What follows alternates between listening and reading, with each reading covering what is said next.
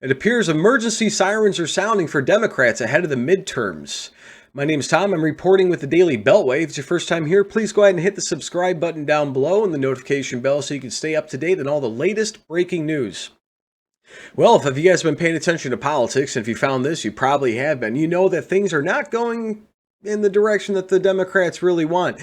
National polling is an absolute disaster. President Biden is making gaffe after gaffe and making promises that he has to keep walking back. We've got a pending World War III going on over in Europe, and we have another potential massive crisis and conflict brewing over with China. And it just doesn't look good for Democrats this time.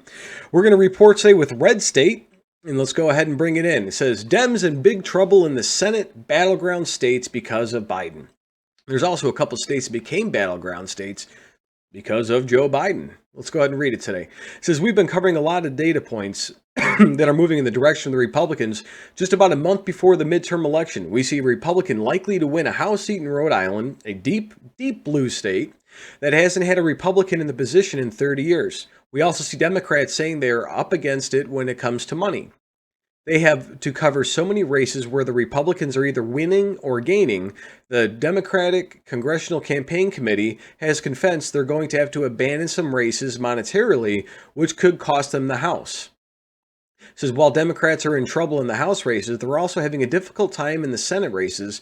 One of the reasons that the unpopularity of Joe Biden, we've seen members of Congress trying to duck, apparently, with him because they know that he's still largely poison. And if you look back over the last year, rising gas prices and all these other inflation factors and the economy and the border and the immigrants and the lack of a federal response on things that should have federal responses, it's not a surprise when you start seeing that actually starting to be the case where he is really almost kryptonite to a lot of these deep blue areas. It's really incredible. They have a video here. Let's go ahead and cut over to it. President Biden called tonight and said he wanted to come campaign for you next week. Would you stand on stage with him? President Biden is certainly welcome to be here. He is our president, and he should know what's happening here in North Carolina. We want him to know and meet folks and hear from folks here in the state. I wonder why she's avoiding them, but she's going to continue a little bit more on that. She's completely avoiding it. Let's. But would you want to be with him for that visit? You know, if it's an official visit, we'll just have to see if that's something if we're available. But I'm telling you that, you know, we want him here in the state listening to folks and hearing from the same folks I'm talking to about what we really need here in the state. She knows that they are in deep, deep trouble. It says there's a reason she's avoiding the question. It's because Joe Biden is 13 points underwater in North Carolina, according to the Civics poll. That's the data point here. That in critical battleground states where people are slugging it out for the Senate, Biden and therefore the Democrats are in a big hole. How is he doing in a classic measure of judgment for the midterms? And in those critical states, he's in a lot of trouble. I mean, even races in Illinois where it's like super deep blue, you know, they're starting to turn purple. Districts in California for congressional races that have historically and traditionally been Democrat seats are now lean left versus hard left. It's incredible, crazy thing going on. It says Biden's approval rating in the 7 of the top Senate swing states is underwater by an average of 15 points, a key midterm election bellwether metric Democrats fear come November 8th. According to Civics, Biden has a negative approval rating in the following swing states: Arizona, Georgia, Nevada, New Hampshire, Ohio, and Pennsylvania, and Wisconsin. Anywhere from -1 to -21. Alaska, he's -21. Wild. Same thing in Georgia, -20. That was they just had the runoff not 2 years ago where they had two Senate seats flipped from, you know, Republican to Democrat. They picked up 2 Democrat seats in Georgia. It's wild. And now they're saying they're 20 points the other direction. It's absolutely insane. That's the reason Biden hasn't come out there, for the most part, campaigning for Senate or House candidates. I wonder who we're seeing out there campaigning for everybody. Former President Donald Trump, he's out there campaigning for everybody, even though his approval rating on the left is like probably in the single digits.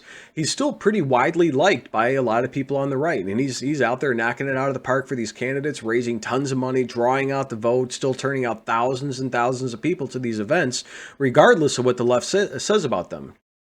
It says Biden's policies at the border and on energy are also doing in the Senate candidates, as we saw in the debate between Blake Masters and Mark Kelly, who's a current senator.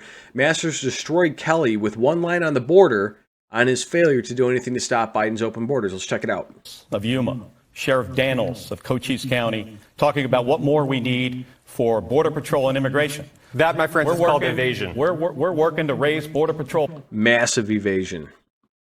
pay by 18%. I've got legislation to do that. I've been focused on the border since day one. Okay. With no great effects because we have a wide open southern border. So if that's the best you can do, I respectfully request you resign and let's get someone in the seat who will actually secure our border.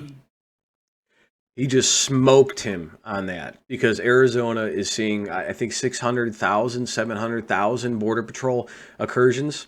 It says Kelly was left hanging out to dry. Clearly, he was left hanging out to dry. When people go into the voting booth, they're going to be voting with their pocketbooks, which Joe Biden has left empty after robbing them blind. Those negative approval numbers in the swing states are going to loom very large for most people. It's going to support that red wave. I fully and wholeheartedly agree with that. It's a lot of times you have, regardless of what CNN, MSNBC, Fox News, and everybody else says, the majority of America is right in the middle, plus or minus, a little bit to the left, a little bit to the right. I'm pretty right wing. I've got some left leaning tendencies, like I'm pro gay marriage and all these other things.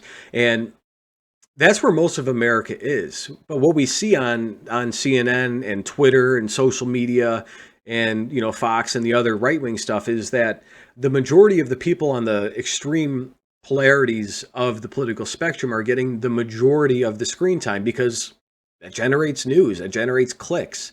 And I'm sick and tired of it. And I'm doing the news stuff now. I mean, my day-to-day thing is I read the news and talk about things outside of what I'm recording is mostly politics and news. And it's exhausting.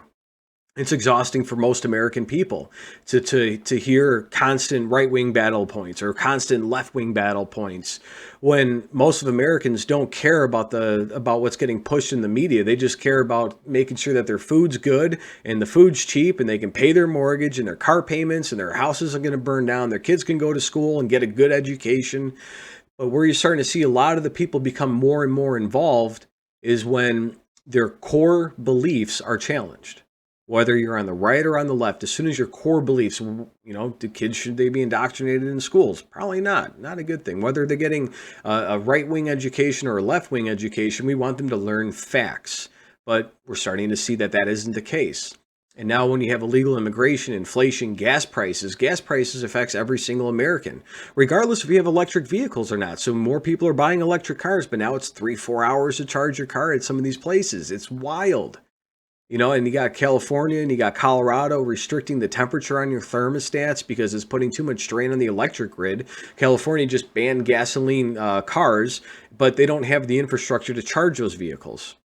So, this midterm is going to be wild, guys. Let me know your thoughts in the comments below. And for Daily Beltway, it's Tom. Have a great day.